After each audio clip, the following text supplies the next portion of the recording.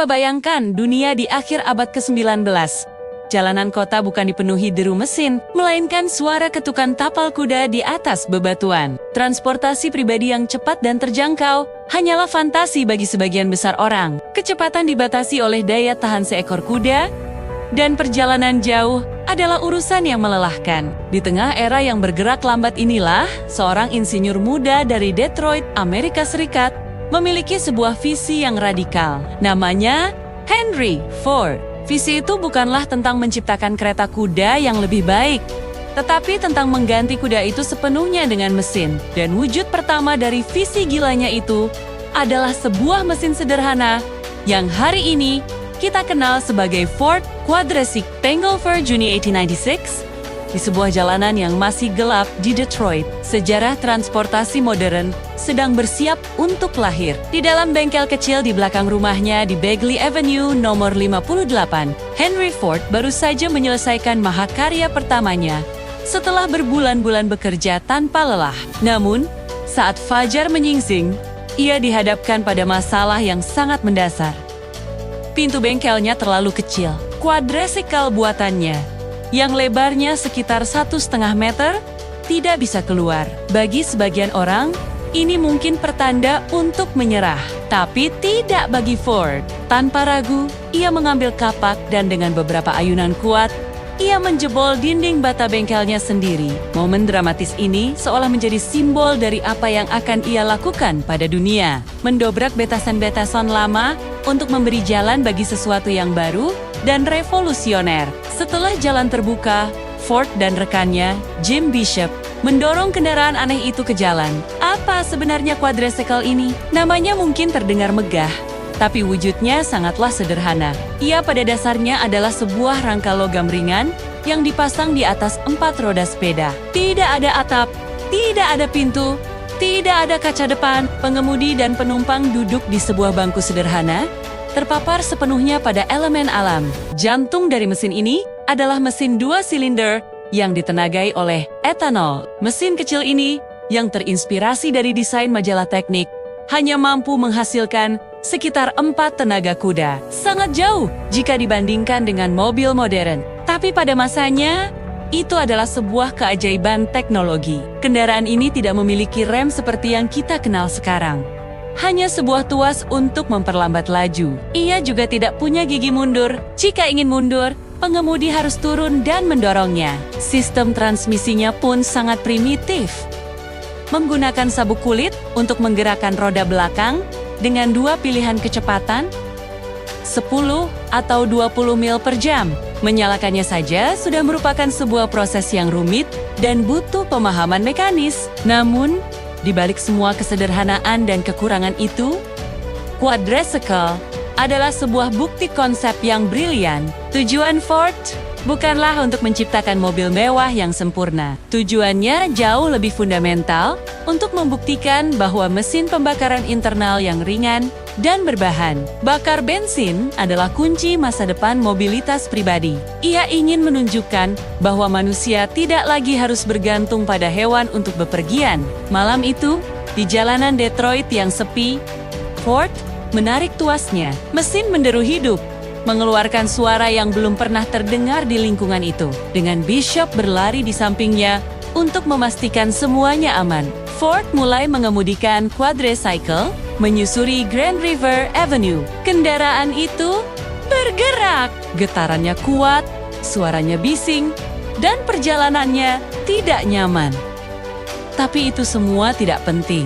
Yang penting adalah ia berhasil. Henry Ford telah menciptakan sebuah kereta tanpa kuda yang benar-benar berfungsi. Uji coba perdana ini bukan sekadar perjalanan keliling blok. Itu adalah sebuah deklarasi kemerdekaan dari batasan transportasi yang telah ada selama ribuan tahun. Deklarasi bahwa era baru, era otomotif, telah dimulai. Perjalanan singkat di malam itu adalah langkah pertama dari sebuah perjalanan panjang yang akan mengubah peradaban manusia. Keberhasilan uji coba ini menyuntikkan kepercayaan diri yang luar biasa pada Henry Ford.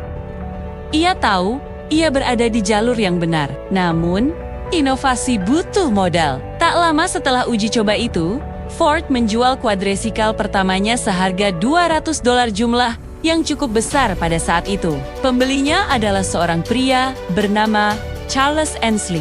Uang hasil penjualan itu tidak ia gunakan untuk berfoya-foya. Sebaliknya, ia langsung menginvestasikannya kembali untuk membangun kendaraan berikutnya yang lebih baik dan lebih canggih. Langkah ini menunjukkan pola pikir Ford yang akan menjadi ciri khasnya. Terus berinovasi, terus menyempurnakan, dan selalu berpikir ke depan. Penjualan quadricycle pertama ini adalah pendanaan awal bagi mimpi yang jauh lebih besar.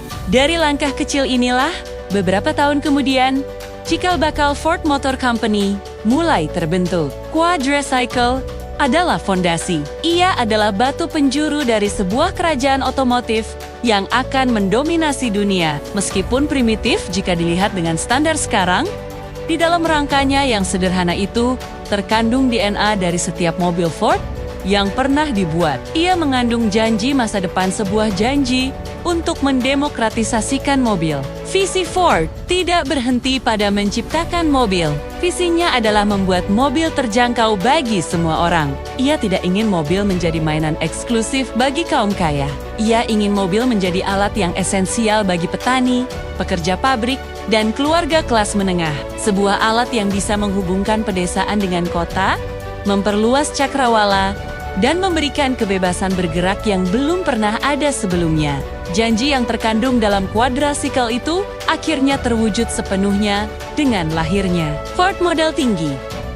Pada tahun ke-1908, model tinggi adalah puncak dari semua yang telah dipelajari Ford dari eksperimen awalnya. Tapi yang membuatnya benar-benar revolusioner adalah metode produksinya. Jalur perakitan bergerak. Inovasi inilah yang memungkinkan Ford memproduksi mobil secara massal dengan biaya yang sangat rendah, menurunkan harga jualnya hingga bisa dijangkau oleh rata-rata orang Amerika. Tiba-tiba, mobil bukan lagi simbol status, melainkan bagian dari kehidupan sehari-hari. Dunia pun berubah selamanya. Jalur perakitan model tinggi mengubah cara dunia bekerja, cara orang berbelanja, bahkan cara orang merencanakan kota mereka. Lahirnya budaya pinggiran kota, pembangunan jalan raya nasional, dan tumbuhnya industri pariwisata.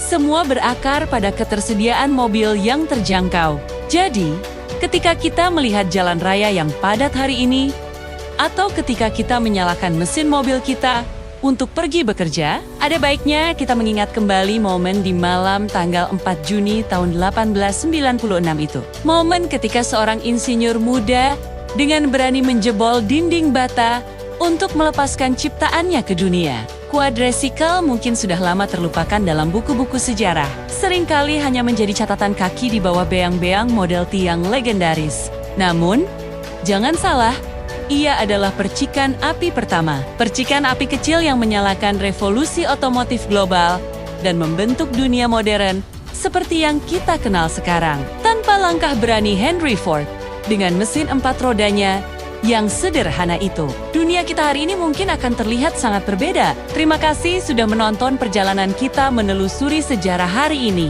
Jika kalian suka konten seperti ini, jangan lupa untuk like, subscribe, dan nyalakan lonceng notifikasinya agar tidak ketinggalan video-video kami selanjutnya. Sampai jumpa.